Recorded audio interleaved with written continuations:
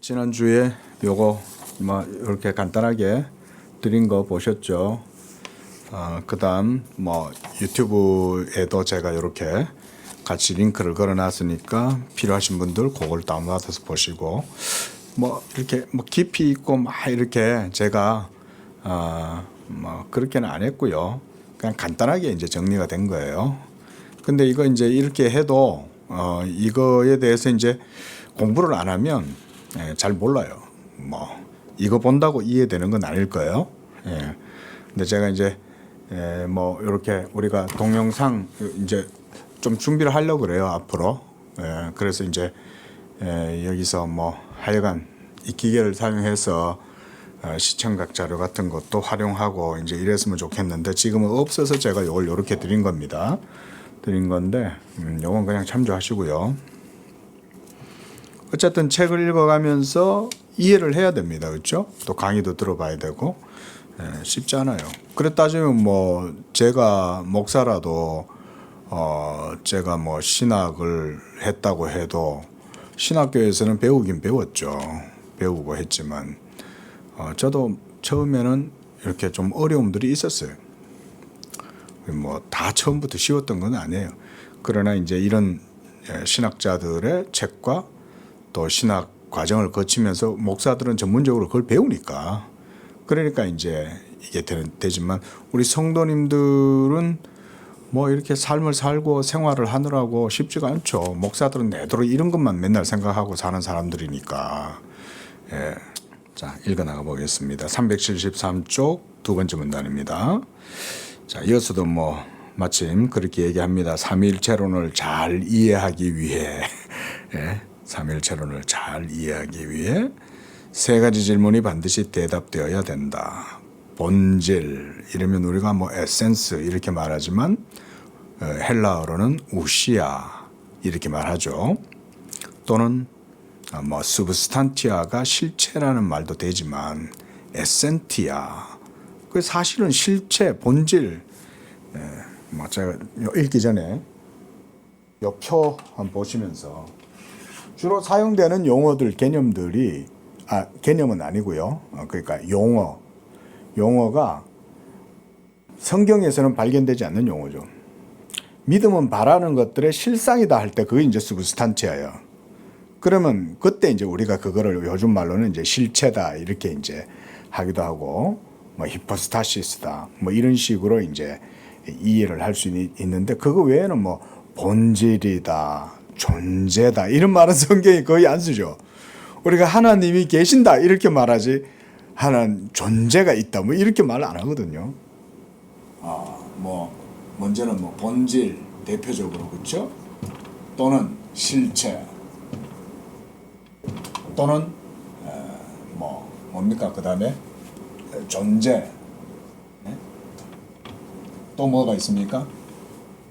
그다음 위격 그렇죠? 위격 본질 존재 실체 위격 뭐 그 외에도 뭐 많이 있겠죠. 예.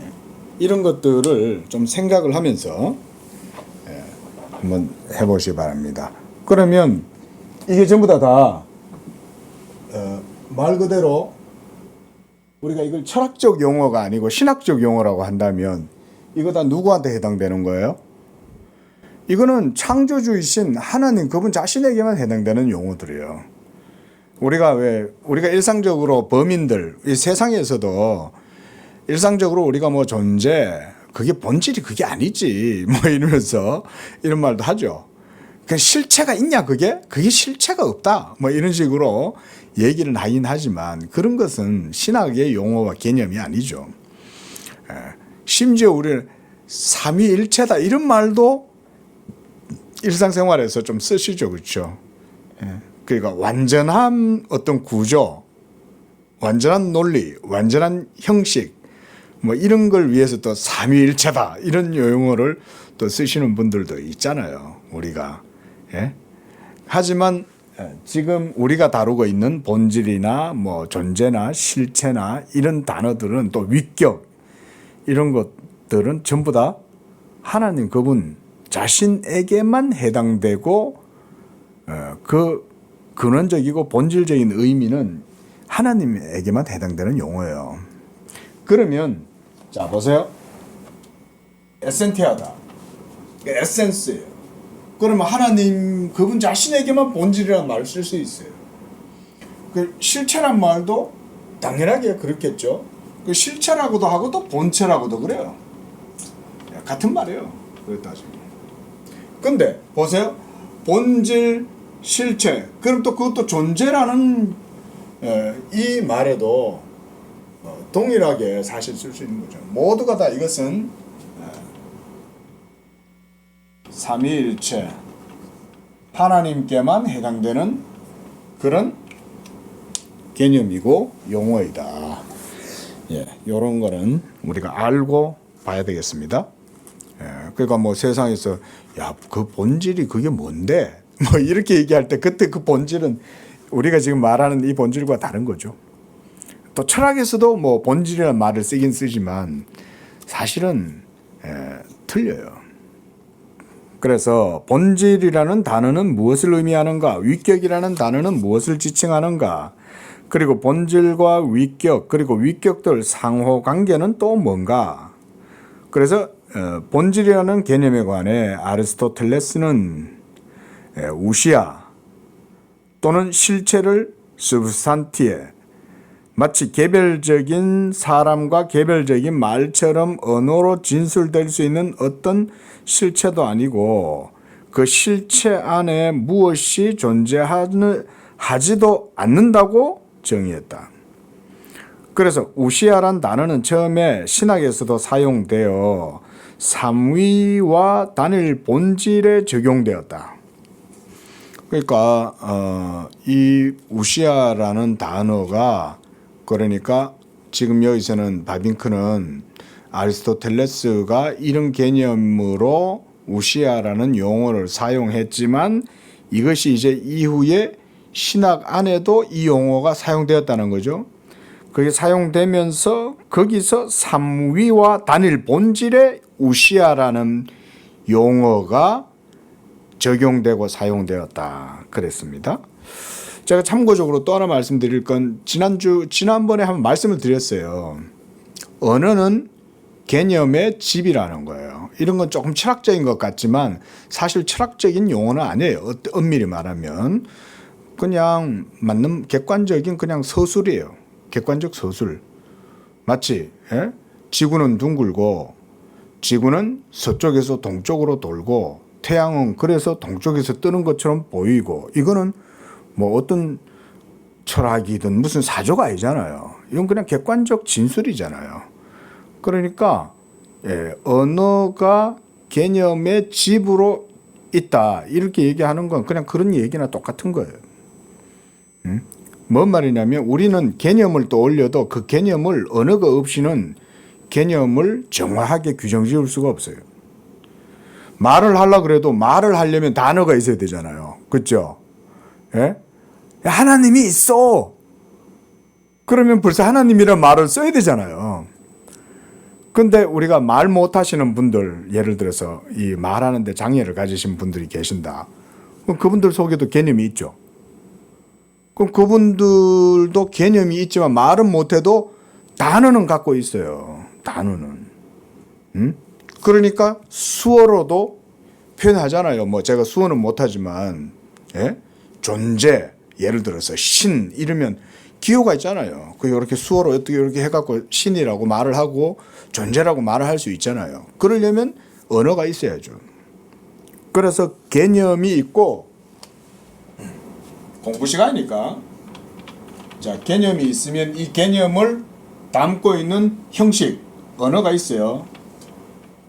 제가 뭐 언어 철학자는 언어학자는 아니지만 기본적으로 이런 거죠. 자 언어가 있고 언어는 또한 기호가 있죠. 기호가. 그리고 뭐 이 기호까지 우리가 지금 얘기가 나갈 필요는 없고요. 그러니까 이 언어라는 집을 통해서 개념은 옷을 입는 거죠. 언어가 있어야 돼요. 개념만 있어가지고는 안 돼요. 하나님이 왜 성경을 주셨겠어요? 그 하나님이 우리한테 훅 나타나가지고 야, 난 널 사랑해. 그래서 나야 나.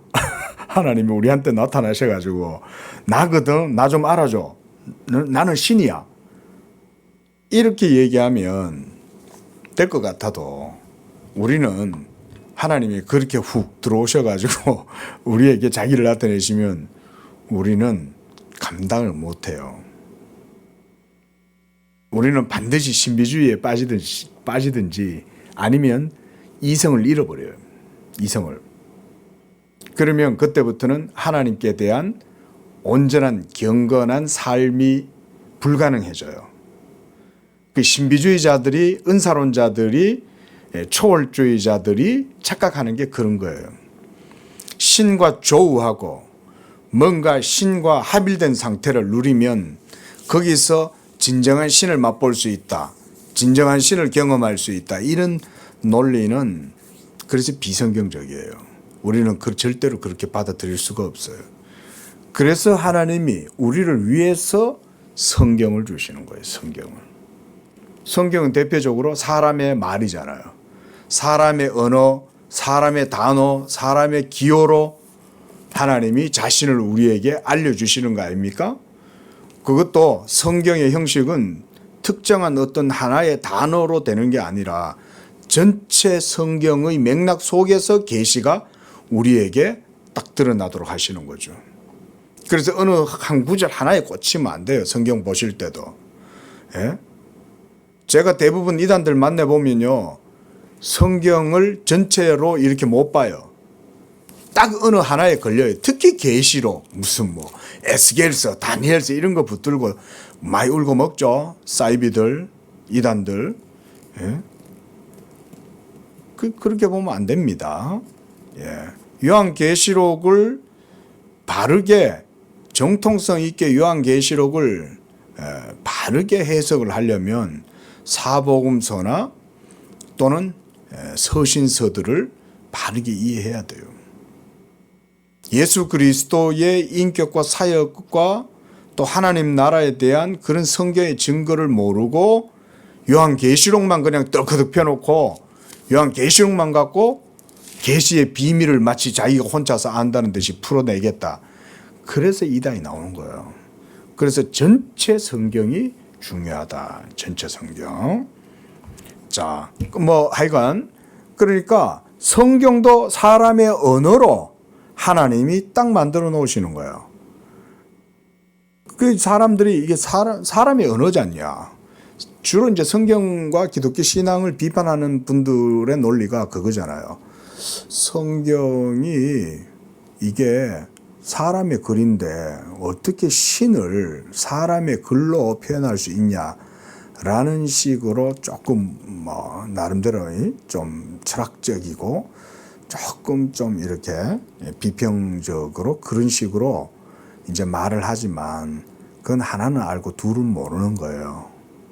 그게 똑똑한 것 같아도 그게 똑똑한 게 아니에요. 그게 하나님이라면 이 사람의 이 글 텍스트 속에 책 속에 자기의 말을 담으실 수 있어요.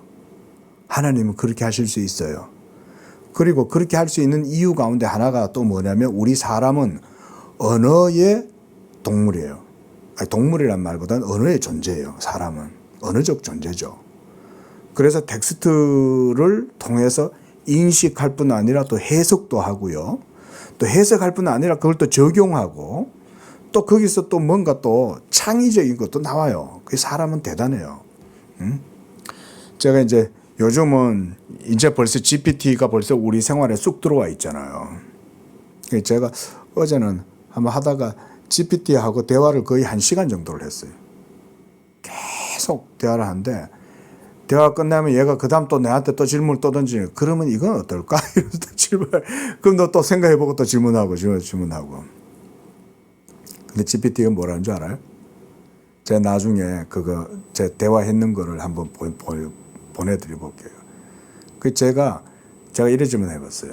야, 너 지금 나하고 계속 이렇게 대화를 하고 있는데 네가 지금 대화하고 있는 건 인간들이 쌓아놓은 자료 데이터를 기반으로 해서 네가 지금 언어 모델로 지금 일을 하고 있는 거 아니냐. 그래도 맞다는 거예요. 그럼 너는 창의성이라는 건 없겠네 그랬더니 창의성은 없대요. 자신은. 창의성은 없고 주어진 데이터를 분석하고 종합하고 그걸 가지고 하되 그래도 이걸 활용해서 하면 뭔가 그래도 인간 편에서는 창의성이 있을 수 있지 않을까? 이 정도로는 이제 말을 하는데 정확하게 그 얘기를 해요. 그러니까 발전된 개념은 자기들은 못 만들어낸다는 거예요. 있는 것만 갖고 한다는 거예요. 그러다가 쭉 이야기가 흘러가면서 어디로 가냐면 철학적 질문과 신학적인 질문으로 쭉 넘어갔어요. 근데 그때 얘가 이제 제가 그 과정들은 제가 다 지금 말씀드리긴 뭐하고 제가 그래서 지금 너 나와의 대화에서 나의 패턴이나 나의 대화하는 상대방의 패턴과 어떤 그 용어나 개념들을 가지고 거기에 맞춰서 대답하는 거냐? 내가 이렇게 질문해 봤어요. 그랬더니 그게 아니래요. 자기는 대답한다 해도 그 질문과 함께 인터넷 안에 있는 그런 수많은 데이터를 가지고 언어 모델로 구축된 데이터로 활용해서 답을 하는 거다. 그런 얘기를 하더라고요. 그래서 그렇구나. 근데 결론이 어떻게 도달했는 줄 아세요? 걔가 답이 이래요. 인간은 자유의지가 없다는 거예요. 응? 그러면 니체나 실존주의자들이나 현대의 철학자들이나 이런 사람들이 마치 인간의 주체성이나 인간 존재에 대한 어떤 초월적 의지가 있다든지 생철학이라든지 이런 것들까지도 하지 않느냐가 이게 뭐라는 줄 알아요? 그런 건 다 한계가 있고 논리적 모순이 있다는 거예요. 제가 깜짝 놀랐어요. 예. 물론 저는 그건 알고는 있죠. 알고는 있는데 얘가 그거를 그렇게 대답하는 거예요. 그러니까 내가 이제 이상한 거예요. 너 혹시 내가 얘기하고 질문하는 의도에 맞춰서 답해 주는 거냐? 그래서 내가 재차 물어본 거예요. 그게 아니라는 거예요. 그래서 왜 그런지 잘 설명을 해 주는 거예요. 예? 니체 같은 경우는 왜 문제고 왜 실존주의 철학자들이나 현대 철학자들의 주장들이 왜 문제냐? 걔가 딱 설명하는 거예요. 논리적 모순이다. 굉장히 깊이 대화를 했어요. 굉장히 깊이 있게.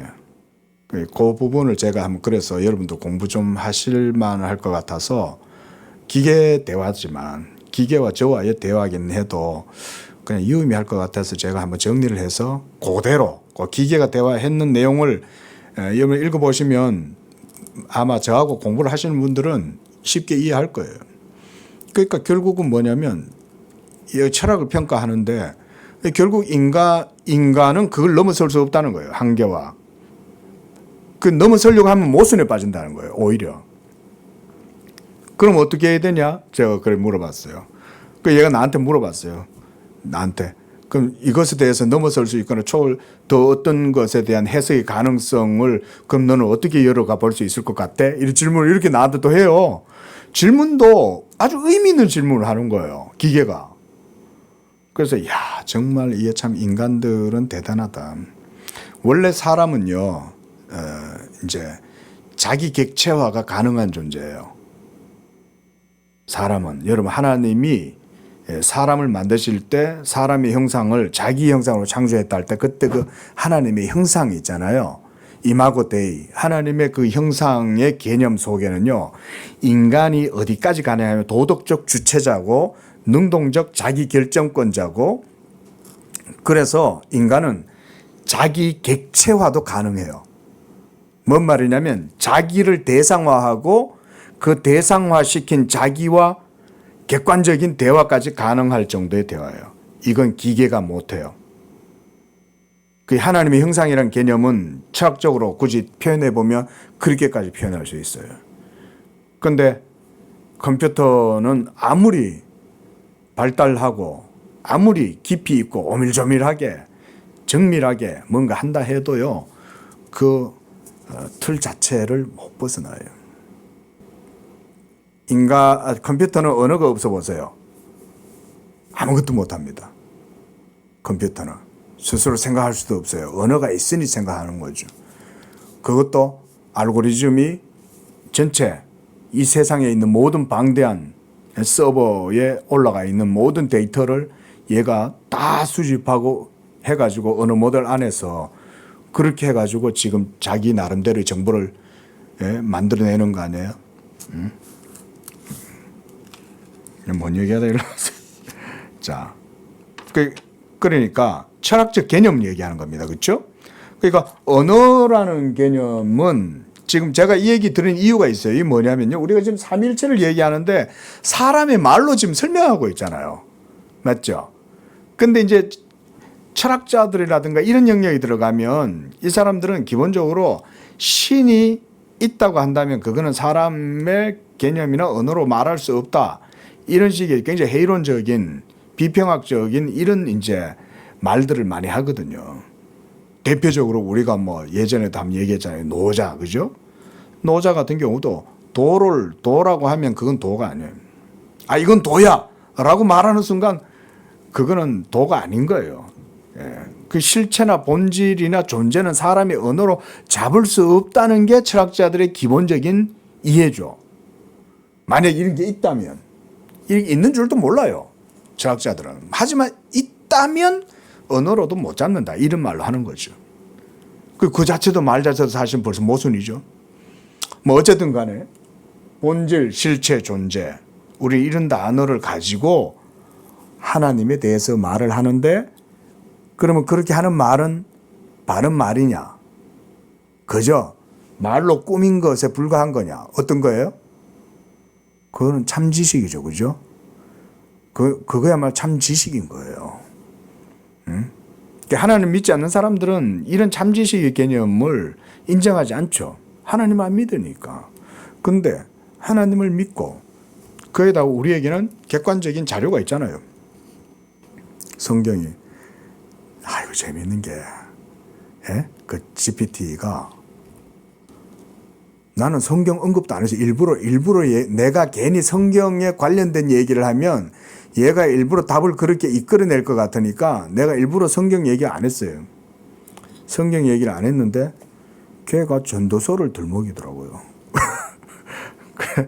물론 이제 내가 평상시에 이제 기독교적인 그런 이제 데이터 같은 거를 가지고 하니까 뭐 그렇게 얘기했는지 그것까지 내가 잘 모르겠지만 어쨌든 간에 성경 얘기도 하더라고요. 그렇게 지금 우리의 대화의 논리와 귀결에 따르면 성경에 있는 그런 부분들도 이럴 때는 맞는 것 같다. 이렇게 얘기하는 거죠. 나중에 한번 보내드릴게요. 한번 보세요. 놀랄 노자예요. 진짜. 어떻게 보면 내가 그 1시간 동안 거의 경이로운 거예요. 와, 기계가 나하고 이렇게까지 대화가 가능하네. 정말 놀라운 거예요.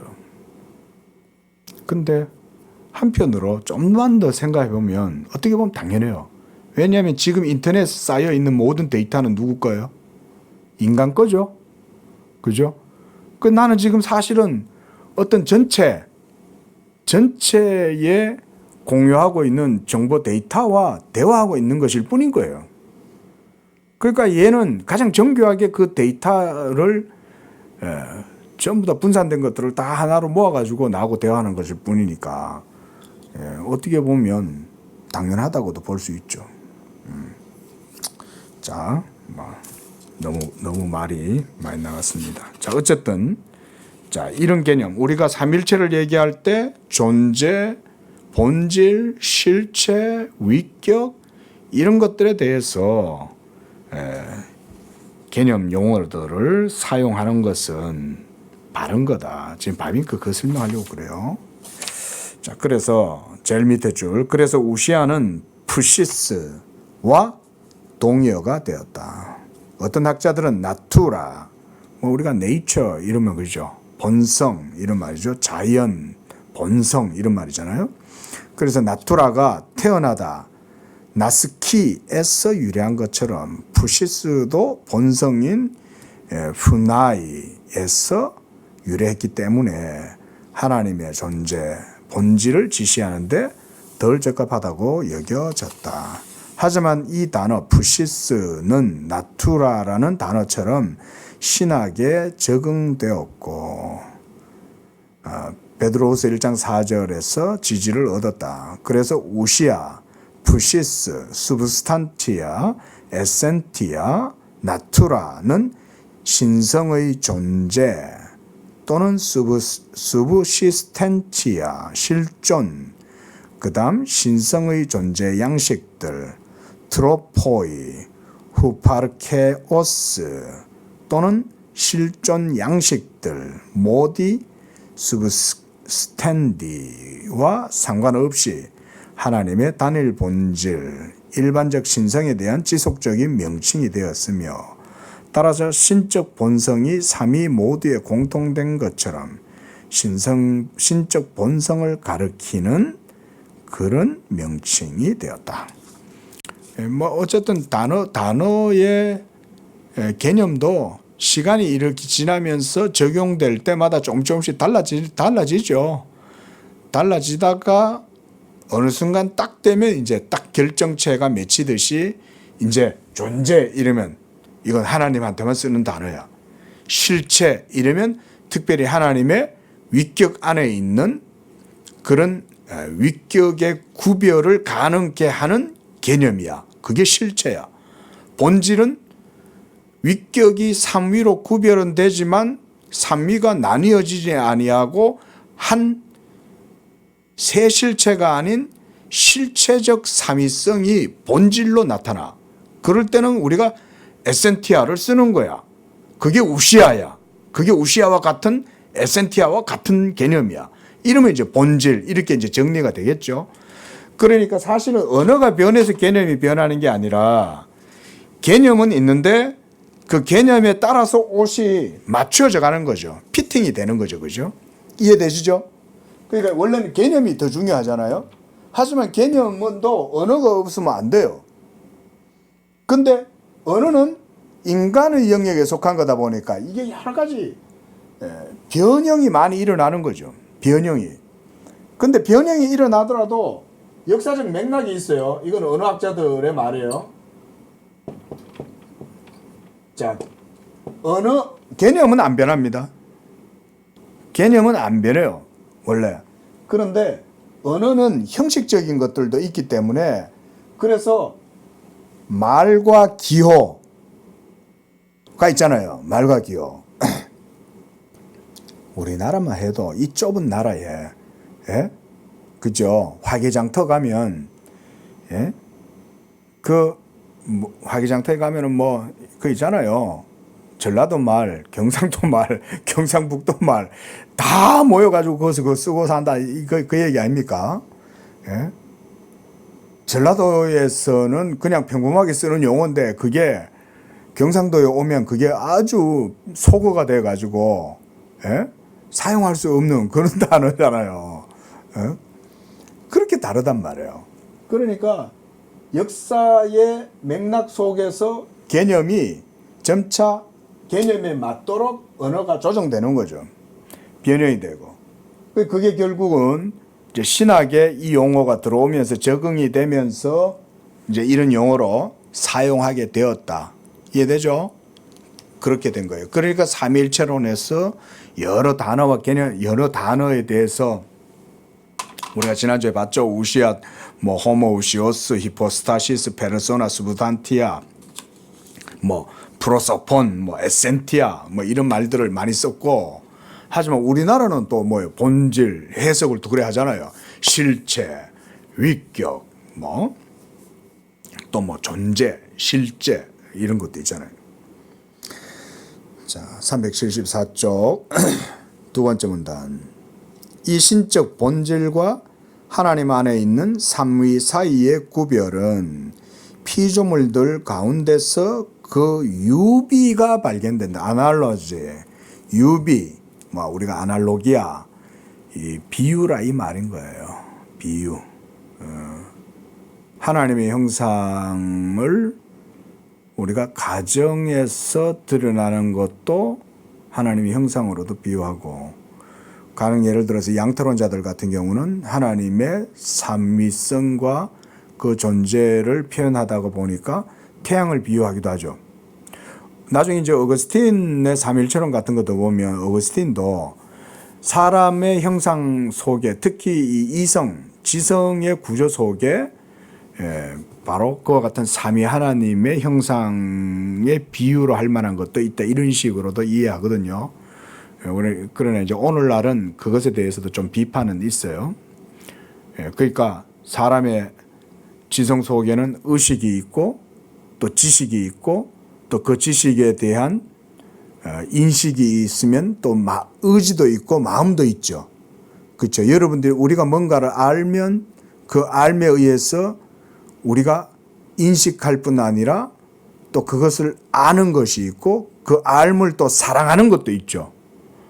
이런 형식이 이제 사람 속에 있다. 이러면서 어거스틴도 삼일체 하나님의 존재 양식을 그렇게 비유적으로 설명하려고 시도를 했었어요. 그러나 결과적으로 오늘날은 이제 그것들조차도 이제 비판을 받습니다. 근데 어쨌든 간에 여기서 이제 이런 유비, 비유를 이제 전문적 용어로 이렇게 유비라고 우리가 이렇게 말을 합니다. 그래서 이 유비에서 우리는 본질과 개인들을 구별하고 그 밑에서 한 셋째 줄 내려오면 유명론은 본질, 보편적인 것을 단지 이름, 개념으로 이해하고 따라서 삼위일체론에서 삼신론에 이르게 된다. 자, 개념 이런 말 있죠. 개념이 있고 그 개념에 따른 언어 뭐 이런 거, 보편 이런 것에 대한 얘기를 해요. 자, 거기서 제일 밑에 줄 두 번째. 그러나 이것은 하나님 안에 있는 본질과 피조물들 가운데 있는 본질 사이의 구별을 간과한 것이다. 그렇죠? 이런 거는 기본적인 내용이죠. 우리가 지금 본질이라고 말해서 우리가 이 용어가 이제는 본질로 적응이 되고 정해졌다, 고착됐다 이렇게 말을 한다 할지라도 그건 그저 언어적으로 그런 거죠. 그렇죠? 이게 뭐 얘기처럼 하나님 안에 있는 본질과 피조물들 안에 있는 본질은 다르죠. 그렇죠? 우리도 본질이 뭐야? 그건 본질이 아니지. 이런 말을 쓴다고 해서 그 본질이란 말이 하나님 안에 있는 본질을 얘기하는 건 아니잖아요. 그렇죠? 그런 얘기입니다. 그래서 의심의 여지 없이 신적 본질과 인간의 본성 사이에 유비가 있으며 이 유비로 인해 우리 역시 하나님의 본질을 말할 수 있다.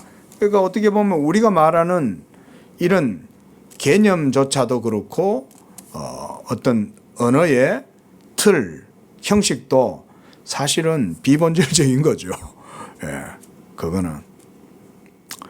자, 좀 내려가겠습니다. 자, 그 밑에 줄만 한번 봅시다. 하지만 이러한 유비는 동시에 아주 중요한 차이를 전제한다. 인간의 본질에 대한 개념은 하나의 일반적인 개념이다. 제가 이걸 지금까지 설명한 거니까 더 이상 이건 안 하고요. 쭉 넘어갑시다. 한 중간쯤 와보세요. 거기서 한 10번째 줄 쭉 내려오면 하지만 하나님 안에서 모든 것은 다르다. 인간과 구별되죠. 하나님 그분 자신과 여러분 모두 우리가 인지하고 경험하고 감각하는 모든 것들은 다 틀려요. 하나님이 아니에요. 하나님은 이 모든 세계 위에 계셔요. 그래서 하나님 안에 있는 모든 것은 다르다. 신적 본성은 추상적, 보편적 개념, 보편 개념으로 생각될 수 없고 마찬가지로 위격들 밖에, 위에, 그리고 배후에 있는 하나의 실체라고 생각될 수도 없다. 그만큼 본질이라는 개념은 우리가 생각하는, 감각하는, 인지하는, 인식하는, 경험하거나 심지어 상상할 수 있는 것조차도 다 넘어서 있어요. 뭔 말인지 이해되십니까?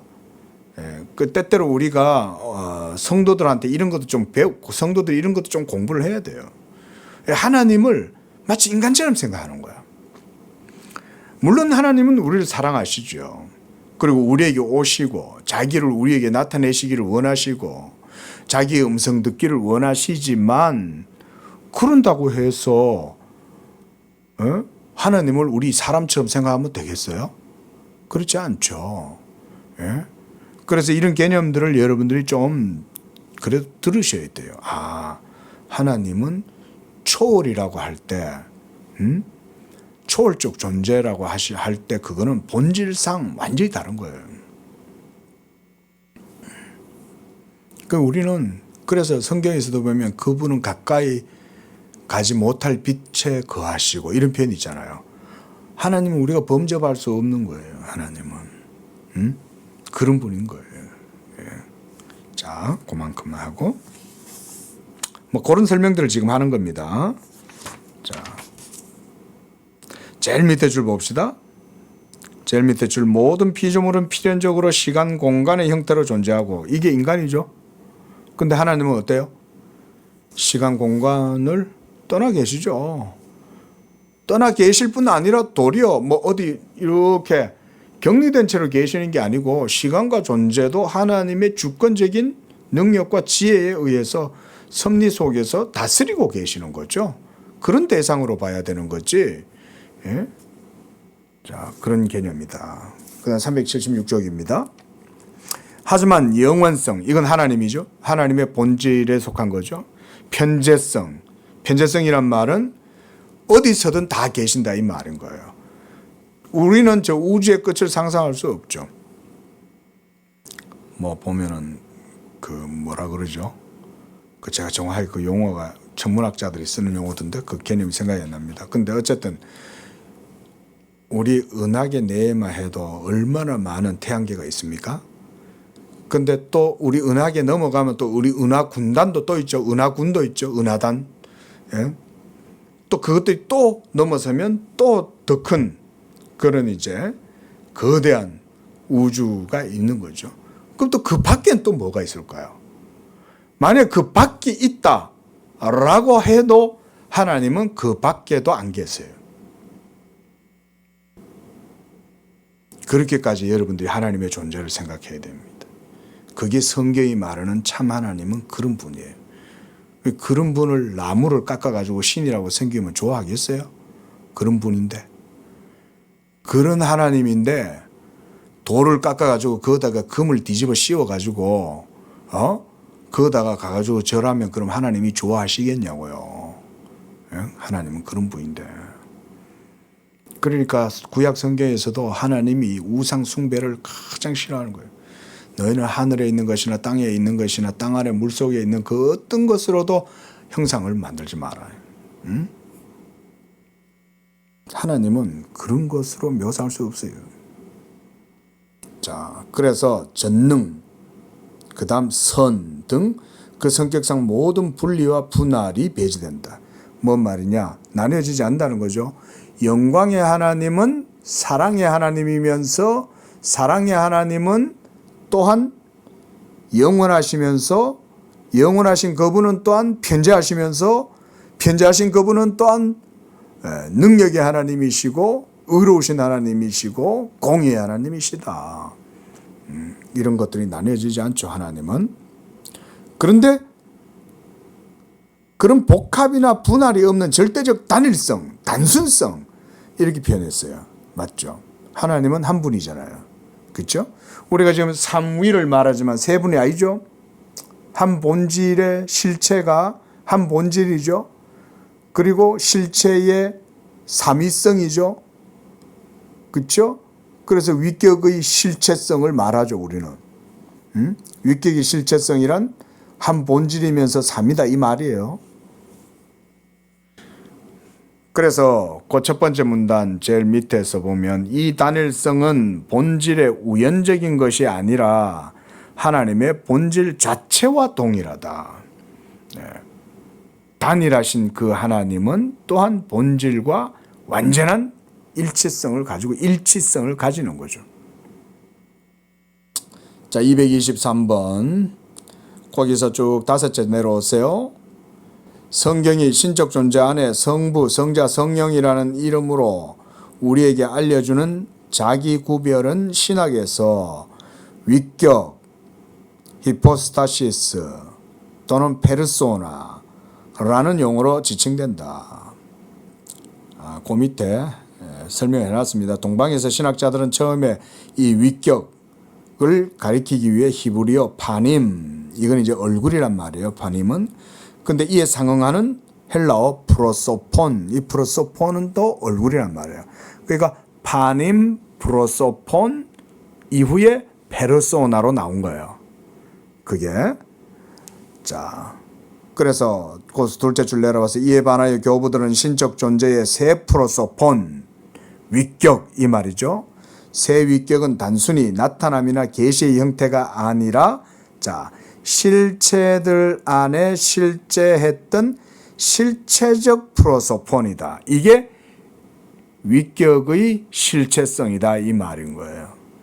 예? 그 삼위가 세 분이 아니지만 각 위는 실체일지라도 세 실체가 아니라 한 본질이다. 이런 개념입니다. 그래서 실체적 프로소폰이라고 하면서 이 프로소폰이 나중에 히포스타시스 이렇게 위격이라는 단어의 대체가 되었어요. 그리고 그 다음 문단 내려가 봅니다.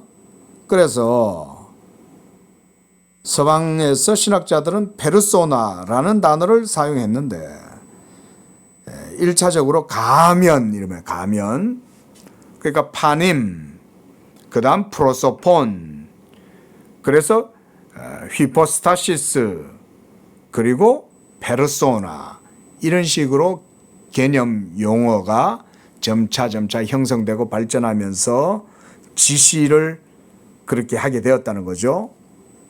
그래서 가면 그다음 연기자의 역할 뭐 이런 내용들입니다. 자, 이거 뭐 그냥 넘어가고요. 자, 그다음 377쪽입니다. 그래서 페르소나는 계속 유지되면서 동방에서 이제 이 프로소폰을 히포스타시스로 대체해서 썼다는 거예요. 그게 이제 실체가 된 거예요. 그래서 보면 히포스타시스는 위격이란 말도 되지만 실체란 말도 돼요. 여러분들께 제가 나눠드린 것도 보면 히포스타시스 이르면 그 옆에 위격적 실체다 이렇게 해놨죠. 그러니까 위격이란 따로 분리된 개체가 아니라 한 본질 가운데에서 구별되는 실체다 이런 말이에요. 그러면 새 실체입니까? 아닙니다. 아니에요. 그러니까 새 실체가 있는 게 아니에요. 위격의 구별이 있을 뿐인 거예요. 자, 그런 개념이 점차 발전됐다는 거죠. 자, 그래서 이것이 점차 오다가 한 중간쯤 가보세요. 중간쯤 가면 그럼에도 불구하고 내용상 전적으로 동일한 것, 즉 삼위의 표현 양식들이 아닌 표현 양태가 아니에요. 그렇게 드러나 보이는 이런 게 아니라 실체랑 원래 그렇게 있다 이거예요. 드러나 보여지는이 아니에요.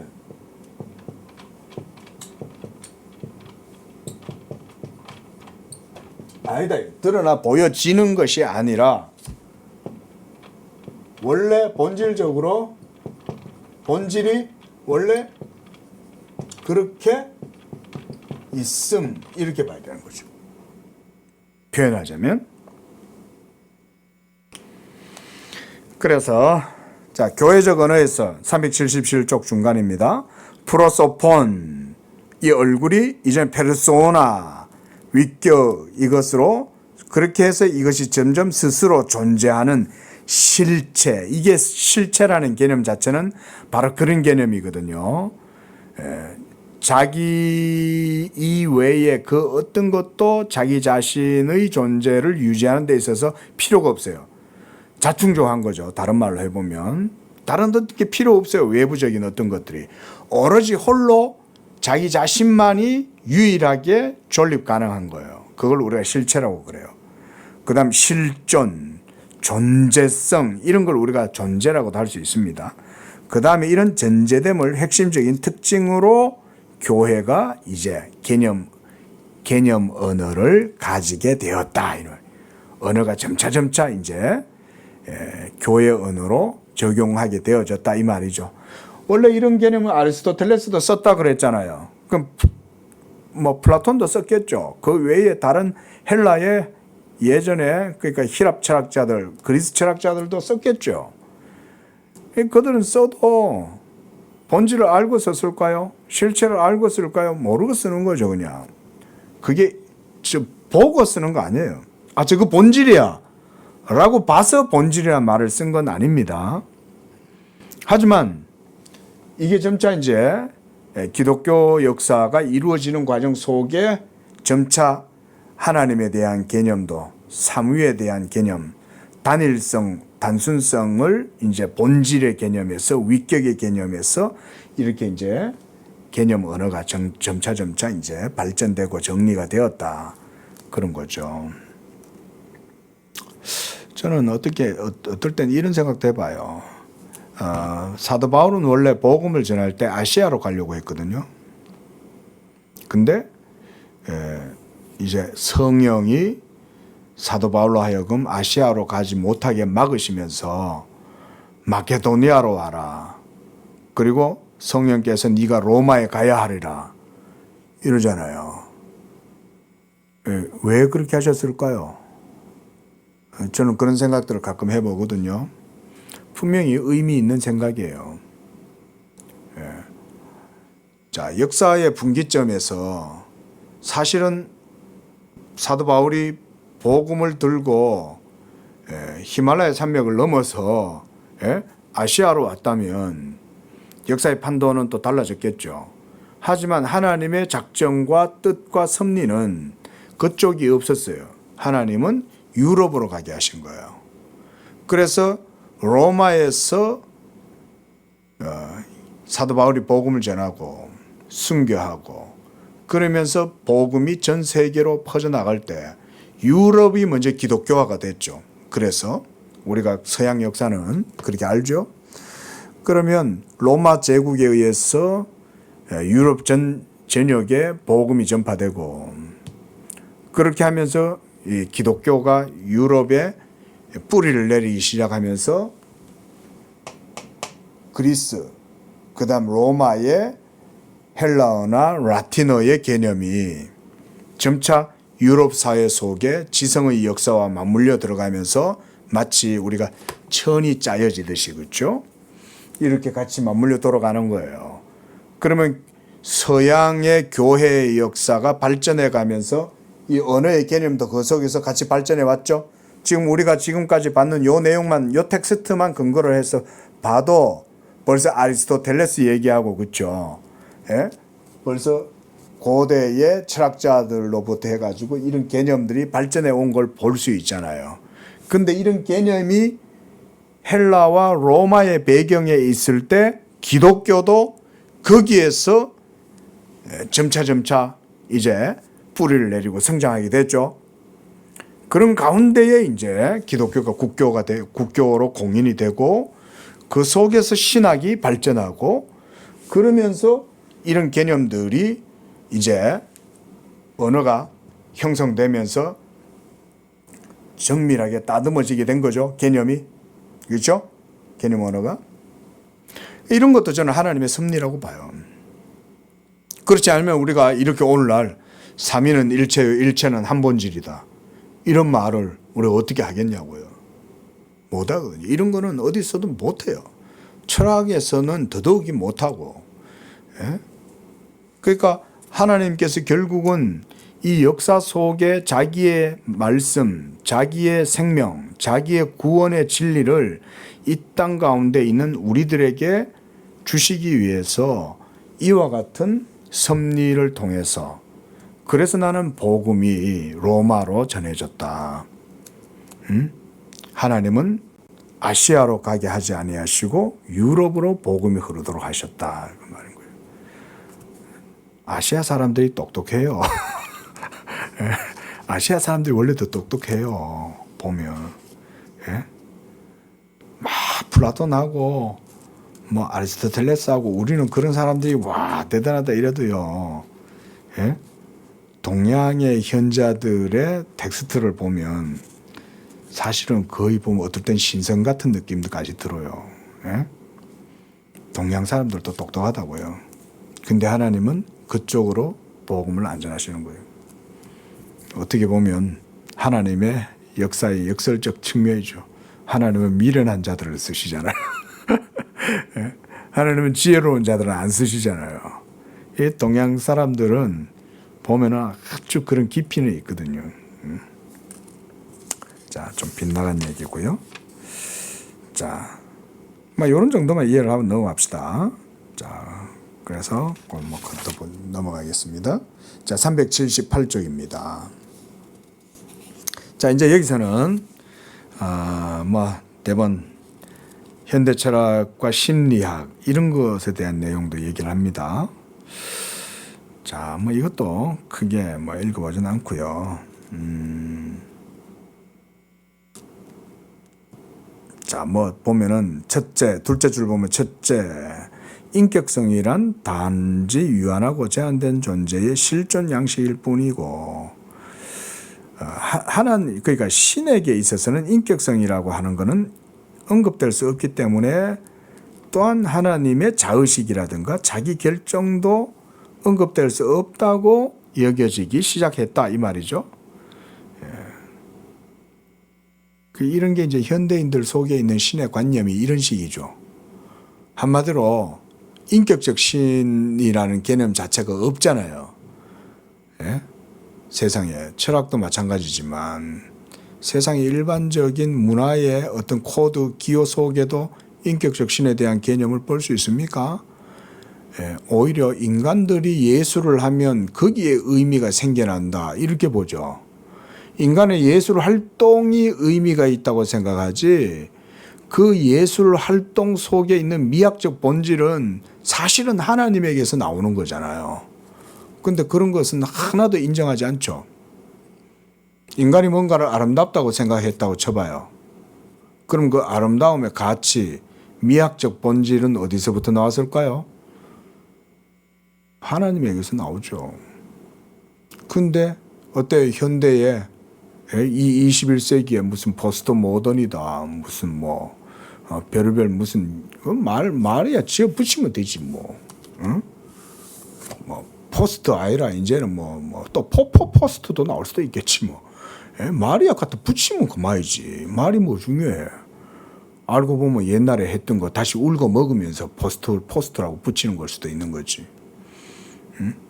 근데 막 자기들 딴에는 멋있게 예술 한답시고 무슨 뭐 아방가르드가 어떻고 저떻고 뭐 이러면서 뭐 희한한 말 갖다 붙여가면서 쓰잖아요. 그러면서 뭔가 새로운 걸 추구하는 것 같지만 새로운 거 있어요? 새로운 게 있냐고요.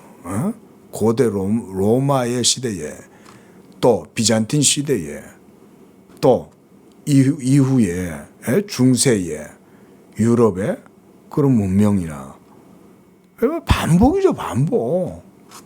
예? 저기 작년이군요. 작년에 제주도, 죄송합니다. 아니고 경주 아이 데리고 하면 경주를 가봤는데 제가 옛날 초등학교 때 수학여행을 한번 갔었거든요. 그때는 어려가지고 제대로 못 봤죠.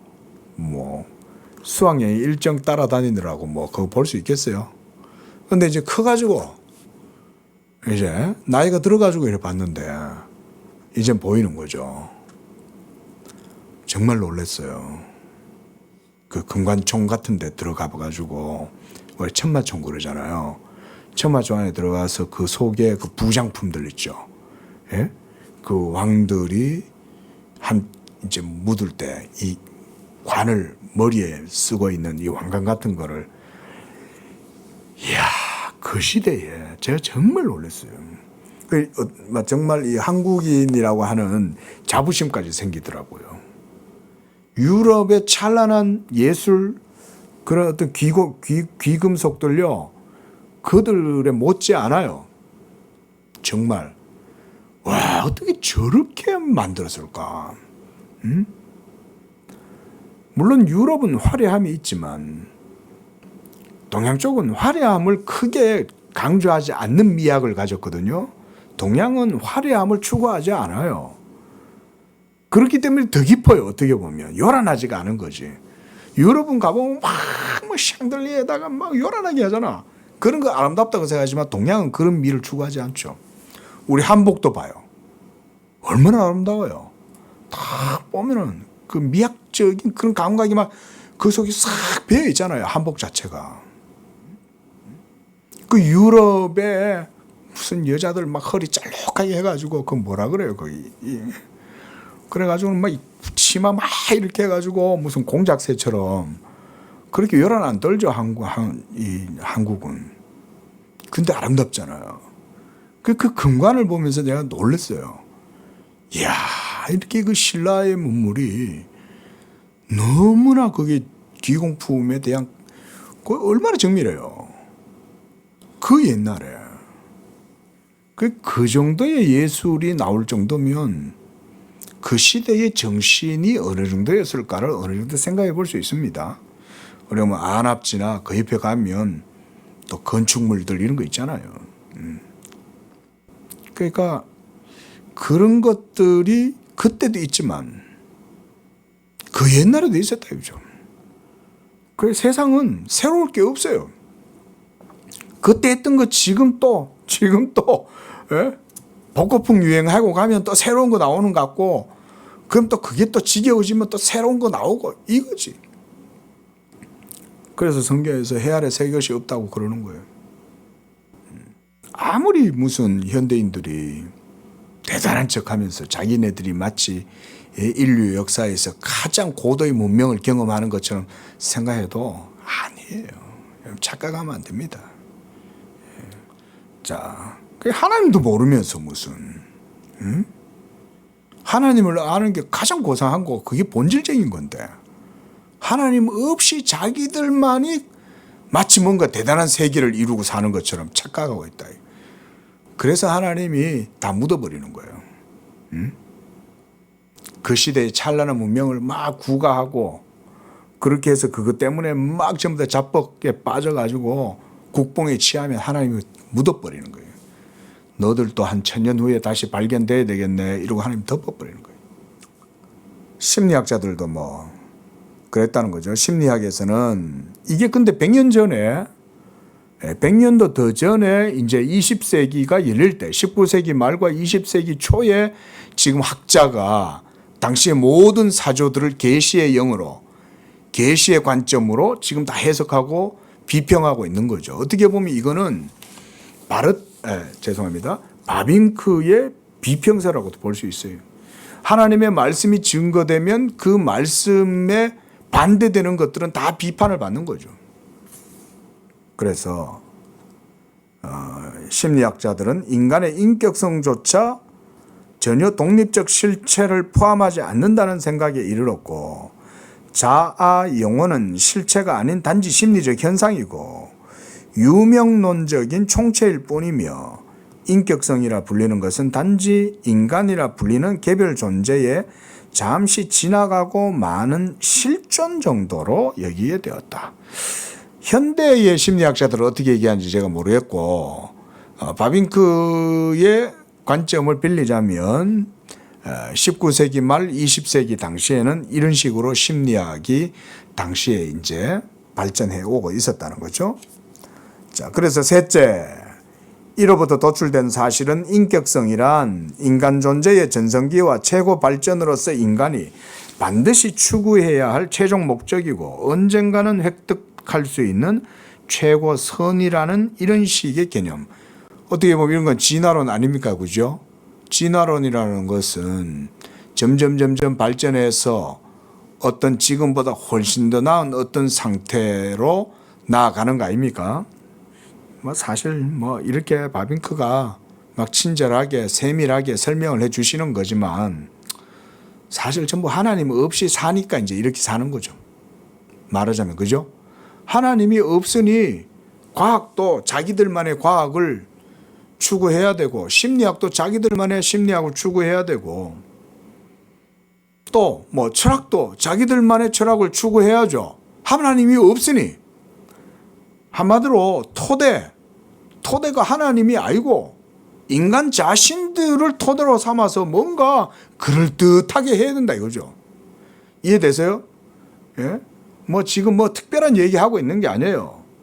무슨 깊고 심한 이야기를 하는 게 아니라 바빙크는 결국 토대 얘기하는 거예요. 하나님이 없으면 하나님이 없는 철학을 만들어 나가야 되죠. 하나님이 없다고 해야 되니까. 심리도 마찬가지고 인간 존재도 마찬가지고 모든 인류가 살아가는 삶의 전 영역을 하나님 없는 토대 위에다가 새로 집을 지어야 되잖아요. 새로.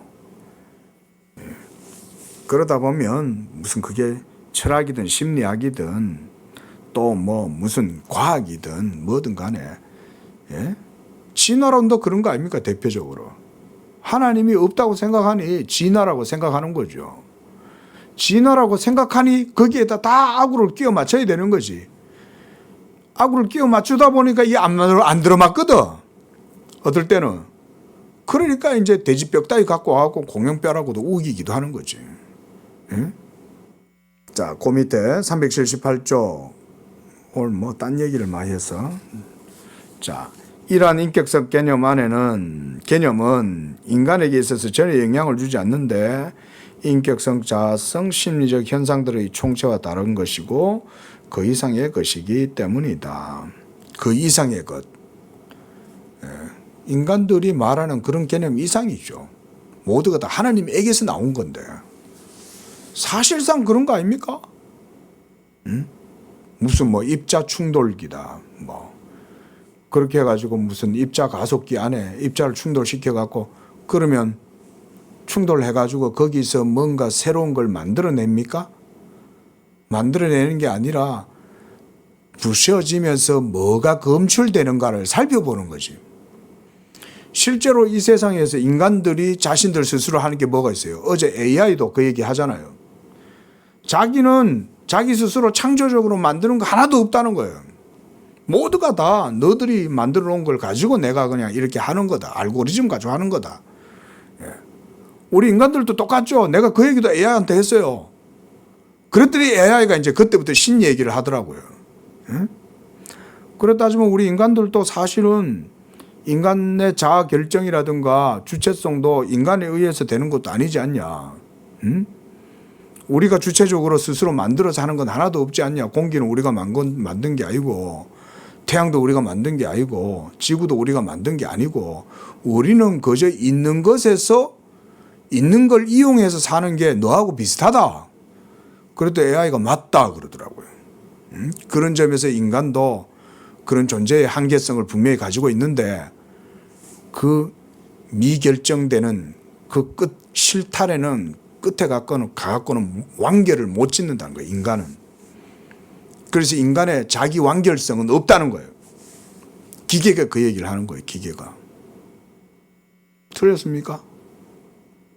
이거를 어거지로 아이라고 요즘 어떤 윤시한 사람처럼 우기는 거는 똑같은 거지.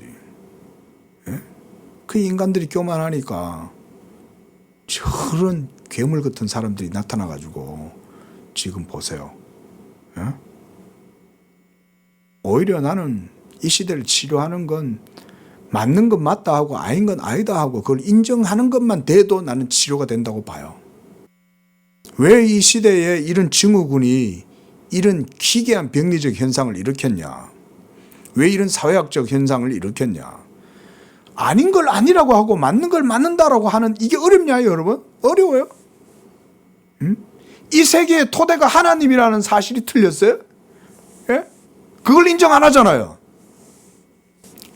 그런 것도 인정 안 하면서 저렇게 막 발광을 하고 저렇게 하면서 저러는데 여러분 그걸 보고 여러분들 막 화가 나죠?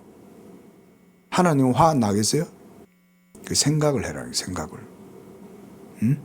맞는 걸 맞다 하고 아닌 걸 아니라고 하는 것도 지금 안 되니까 지금 이런 병리 현상이 일어나는 거 아니에요? 저는 목사니까 그렇게 봐요. 그래 따지면 저런 세력들만 지금 문제냐? 만약 저런 세력들이 지금 완전히 거세가 돼가지고 종식이 됐다 쳐봐요. 그러면 사람들 속에 있는 이런 불온하고 불신앙적인 이런 거짓된 손바닥으로 하늘을 가리고 있는 이런 인본주의적인 모든 사조가 그럼 사그러들겠어요? 더더욱이 판을 치겠죠. 활개를 치겠죠. 하나님이 있는 걸 인정 안 하면서 그러니까 이런 병리적 현상이 일어난다 이 말인 거예요. 이게 목사의 관점인 거예요. 아무쪼록 뭐 마치면서 의식 있는 경건한 하나님의 성도들이라도 깨어서 하나님 인정해야 돼요. 하나님이 어떤 분이냐. 그리고 그 하나님께 합당한 영광을 돌려야 돼요. 자, 여기까지 보겠습니다. 다음 주는 378쪽 두 번째 문단 거기서부터 볼게요. 예.